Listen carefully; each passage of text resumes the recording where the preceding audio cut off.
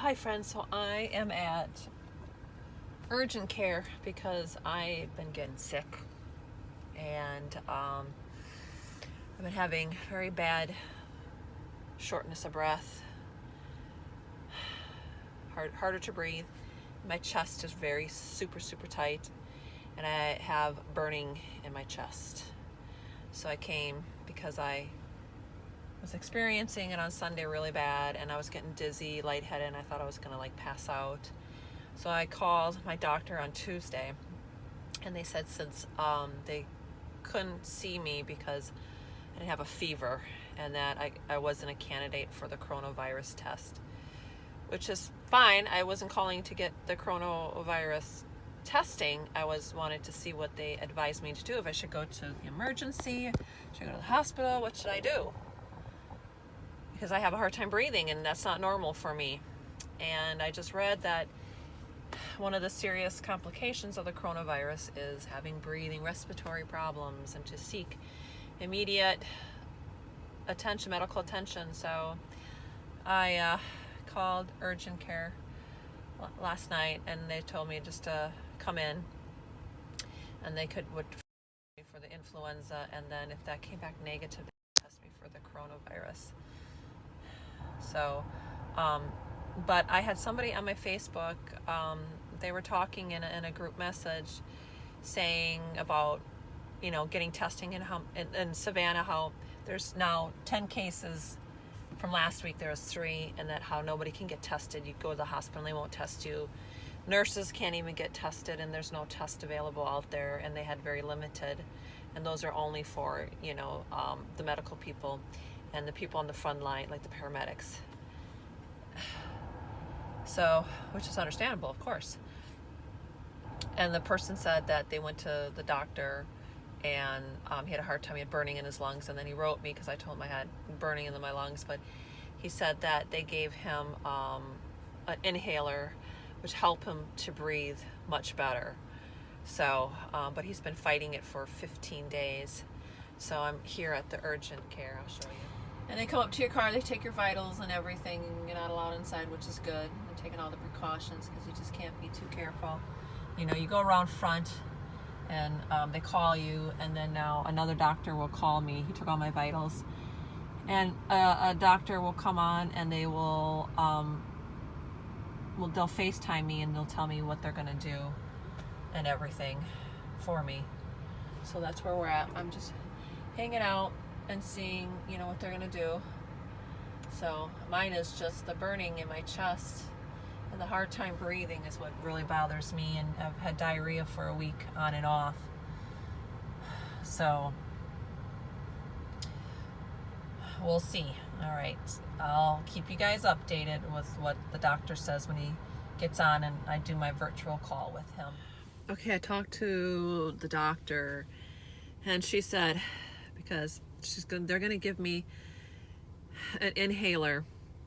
They're going to test me for influenza first.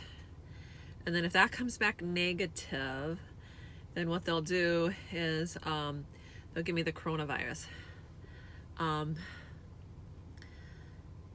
But she said, if the inhaler doesn't work immediately, then I'm supposed to go to the ER and then get chest x-rays, because obviously I'm having a hard time breathing, and then I have a gas between breaths and everything. It's just really weighing on my lungs and everything. So just, keep me in your prayers that everything will be good. I know it will be. I know God will take care of me, but just pray for me and pray for everybody else that this is infecting, and keep us all in your prayers. We all need to come together in this time, and I thank you all that have been staying in touch with me and been praying for me and checking up on me, and my sister too as well. Keep her in your prayers too as well, which I know you guys all do, but I love you guys. All right, I'll let you know what the influenza test comes back, and the chrono test, that takes 2 days to get back, takes 48 hours. So I'll know as soon as I do the inhaler if it's going to help. Otherwise I'll have to go to the ER and get like I said, a chest x-ray. So I just want to share with you you know, people are supposed to stay at home. And it's the weekend and everybody's out shopping. You know, the only stores that are open are obviously the essential. But, I mean, people are everywhere. I mean, this is just ridiculous. People just doesn't take this, like, serious, how, like, other people could be infecting other people. And when there's a stay-at-home order, people should really follow that. But, you know, people are just like, it's absolutely ridiculous. Nobody takes it serious around here. I went over to Richmond Hill to the urgent care, and I'm on my way to go pick up my inhaler and my other medication. And they gave me the coronavirus because they said I was a candidate for it. But you just see all this traffic everywhere. It's just everywhere. Just look at this. I mean, people everywhere. Every Tom, Dick, and Harry are out doing whatever. Just doing whatever. So I'm going to take you over to Kroger's, and I'm going to show you how I can bet you anything that their parking lot is just filled with people. There's probably going to be 100 people there. I'm going through the drive-thru of Kroger, of course. But everybody's going to be at Kroger's grocery shopping. And people don't even understand about social distancing and staying home and that you shouldn't be around other people. And I know people have to get groceries, but, you know, people think they're on vacation. You know, that's fine. Go out and enjoy, you know, life. You're supposed to. But, I mean, people don't care about taking risks and infecting other people. See, they're just jammed filled with people everywhere. See, look at that. I told you that the whole parking lot would be full of people. That's how people are spreading the virus to other people. Especially if an elderly person has to go out and get their own groceries. No social distancing here. You know, they say, let's keep all the essential places open. And we can't have no more groups of 10 people. Well, what about the grocery stores? There's groups of hundreds of people there. Okay, I gotta get my stuff now. Hi friends, so I'm on my way to the ER because I went and I got the inhaler and it didn't do anything for me. Actually, I'm just getting worse. My breathing getting really hard and heavy. I'm getting really lightheaded. And I mean, I could be having anxiety with it too as well. You know, so lightheaded, and I'm driving myself to the ER, and obviously my son can't drive me because I don't want him to get sick, and you shouldn't be around anybody because they quarantine me for 14 days obviously until they get the test results back, which takes 4 to 5 days to get the test results back. So, but I called the ER, and they said what they'll do is they just have somebody standing at the door and they'll screen me before I come in. And it's really hard to talk. I'm winded, very winded. They'll have somebody at the door waiting, screening people. I'm praying that the line's not long. Because, you know, people, they get a little cold and they gotta go in. I remember going in when I had my accident for my foot.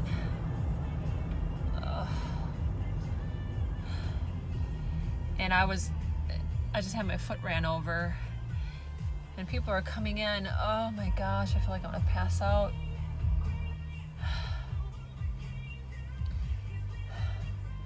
People are coming in for colds and they were taking them over me, and I was a top priority. Oh, I'm getting really lightheaded.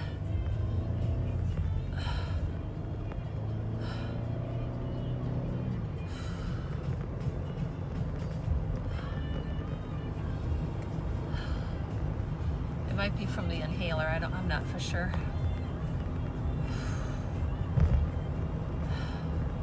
So hopefully the line isn't long and I'm not waiting a long time to be seen, and then just get a chest x-ray right away. But I'll let you guys know. I gotta go in case I need to pull over or something. And you can see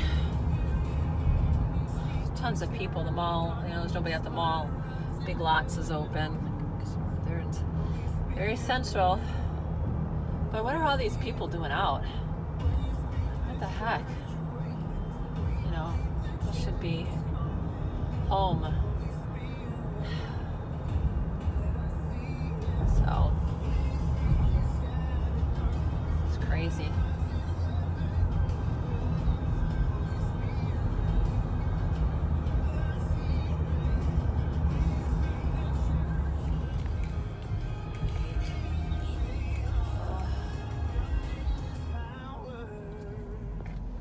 Picture yourself having a great day. Now, go on and make that dream come true. This is the message on Sirius XM.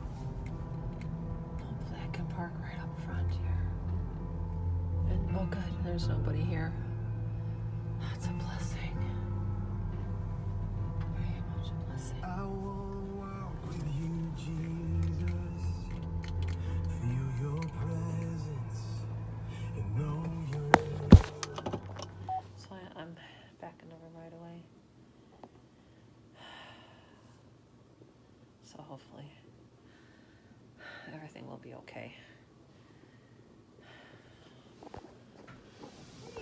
Hi, I had a late. All right, my temperature is going up.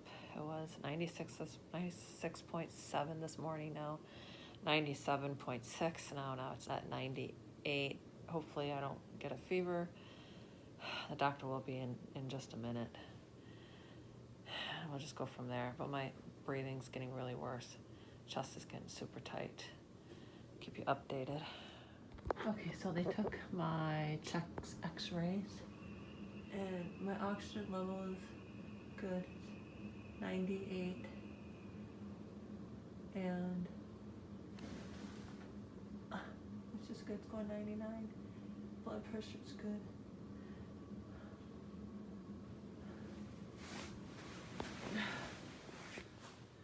So he said that with the coronavirus that you get the respiratory problems, which is what I'm having, the hard time breathing, burning, but it's not as bad. Obviously, I know it's not as bad to be hospitalized and everything, but they're gonna do the chest x-ray and you can get pneumonia with it. So he's gonna check, but he said my oxygen level is excellent, which is good. And if I get worse with my breathing, to come back and they check my oxygen level again. That's what they'll do. So, but he said that he could see that I'm very winded when I speak, and I am. So I'm gonna go home, self-quarantine after he reads my results.